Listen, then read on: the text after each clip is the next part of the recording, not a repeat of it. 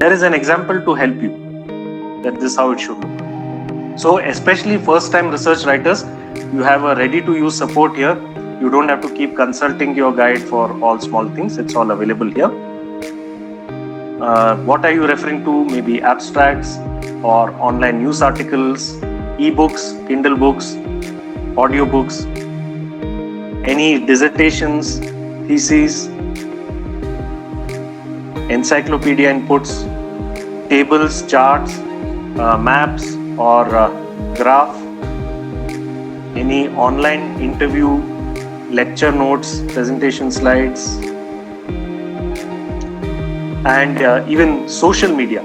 So what if your source is Twitter or Facebook or Instagram, blog, any streaming videos such as YouTube, or you have others like BitChute, Vimeo, Rumble, all these sources, TED Talk, and even podcast. For example, TED Talk. So you can see here TED Talk, is it found in TED Talk source or TED Talk found on YouTube? How do you use it? So it's all available here, and you just have to come back to your document and do the due diligence. And once your citations are in order, your writing checks are all fine, you can then exit. It will get auto-saved.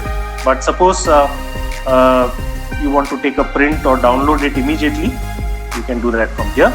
But before you exit, it's always a good practice to check this score here. This score, when you click on this can be your own personal benchmark, your own inspiration model here. Sometimes it can happen.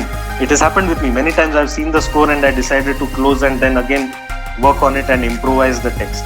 So here you can always see what it is suggesting to you on what all metrics here: word count, readability, vocabulary, and you have some interesting statistics like average reading time, speaking time. What if it's a keynote address that you're preparing, or what if this is a paper that you will be submitting when you go to a conference.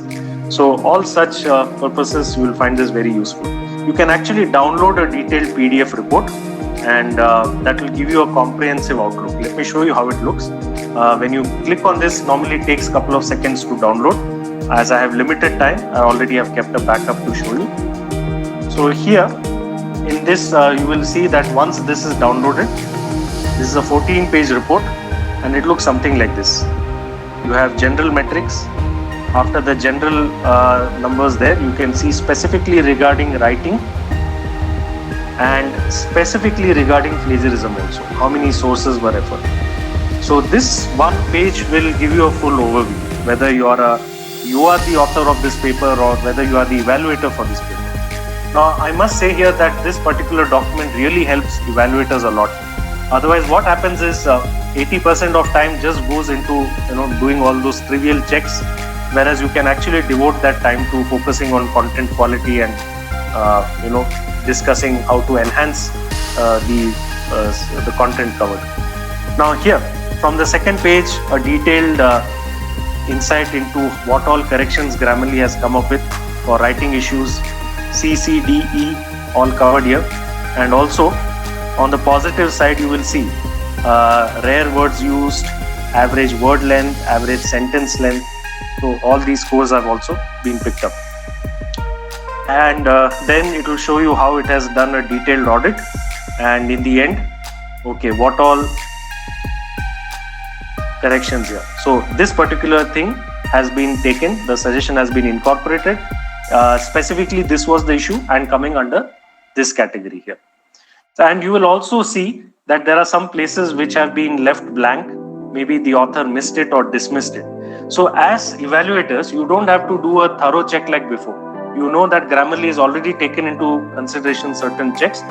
Those checks which have been left blank, you can only focus on those, which will obviously be lesser in numbers. So then you can discuss with the author as to why this has happened and any suggestions from their side or your side. And in the end, you will see that it also suggests to you regarding originality. So these are the sources covered, and you can use this to cross-check. Okay, in the reference section, has the author given appropriate citations for all these sources? So this is a very good tool here, which is the PDF score report here. All right, now I come back to the home page here. And before I show you a Word document with a Grammarly support there, how do you ensure that you can get Grammarly support when you work on your Word document? So for that, you come to apps here, and Windows users can install Grammarly app for their Windows. So wherever on Windows you work, it will seamlessly help you there.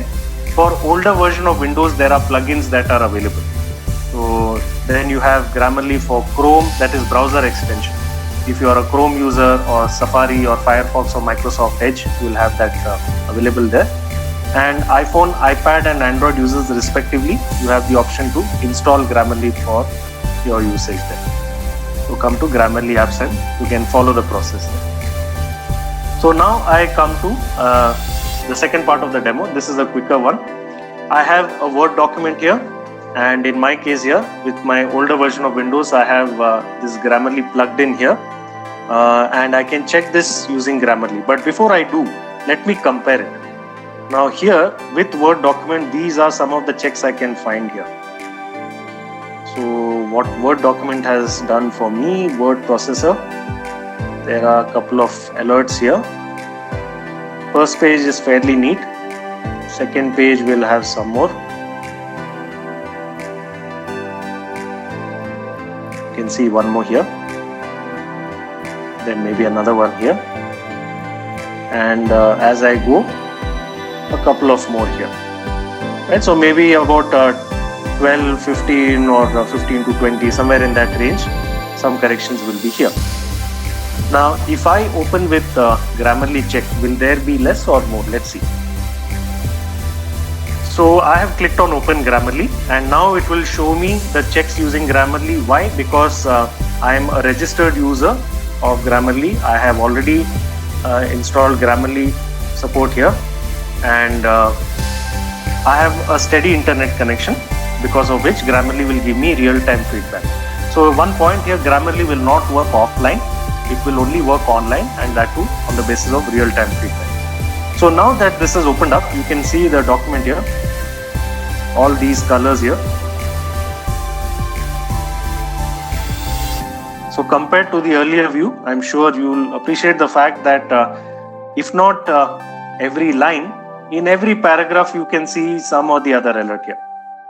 Right? And just to validate Grammarly's strength here, if I just take this one paragraph quickly, if I come and click on this nowadays, so supposed to be one word here. Then when you look at growing rapidly, it is suggesting to me I can replace this with one beautiful word here. So amazing choice of words.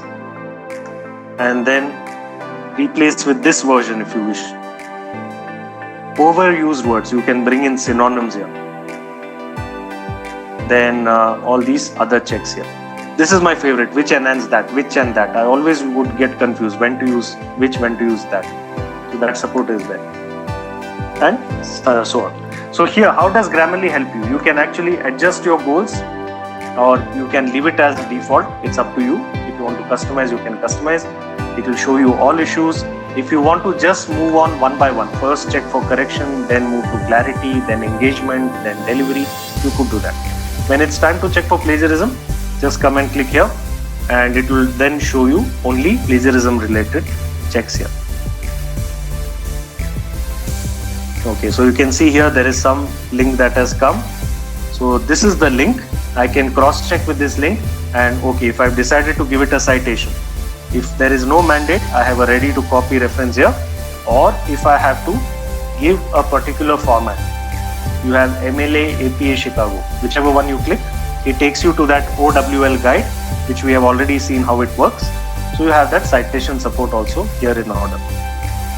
So just like your online editor, this also works here. The difference here is you don't have the PDF score report available. But if you insist on having one, you can just finish your document here, save this, and then upload the process, the saved document, you can upload it on your online editor account and take a PDF report. Otherwise, all the features are same here, and it's very, very easy to use. Somebody who is new to Grammarly, within 2-3 usages, you will find that it's very, very user-friendly. So let me just stop sharing my screen, and before we open for a Q&A, I'll just mention 1 or 2 points here. So with Grammarly's premium support, you will find a lot of benefits compared to the free version. you will find that Grammarly will highlight certain words which can have some bias issues. For example, somebody is trying to use a Chinese virus. Grammarly will highlight that and say use the appropriate terminology like COVID-19 or coronavirus or Omicron. Okay. Similarly, for those who are sending out mails like you seeking some list of items, purchase department or anyone. So when you write like A, B, C, item D, E, F and all, it will identify that as a list and suggest to you. You can actually convert this to a list. You can format it. When you click on that format, it converts to bullet points. All the items will get listed one below the other. Second, it will even prompt you, do you want to highlight any key information? Like for example, we need these items by 31st March. So the date can get highlighted. Okay, so some amazing features there. And every Grammarly user will get time to time a report from Grammarly, which is insights, showing you how your usage has been in a particular time frame and where all your strengths were and how have you mastered your vocabulary, and more importantly, which are the top 3 or 5 mistakes that you're making frequently. So that itself becomes your feedback, your learning resource. And final thought, anybody who has not yet visited Grammarly blog, please visit Grammarly blog. You get amazing variety of topics there, starting from general topics like how can you become a good writer, how can you be a fantastic editor, how can you write, considering crisis or sensitivity in mind, to you have something like typical to academic writing. How do you create style guides? How do you do literature review? How do you avoid plagiarism? Multiple topics are there. So please do visit Grammarly blog. It's a free resource you can recommend to anybody, and I'm sure they'll benefit from that. Okay, so I'll end my talk here. And if I remember something, maybe I'll mention that afterwards. Uday, can you help me with any queries if there are in the chat? Sure, sir.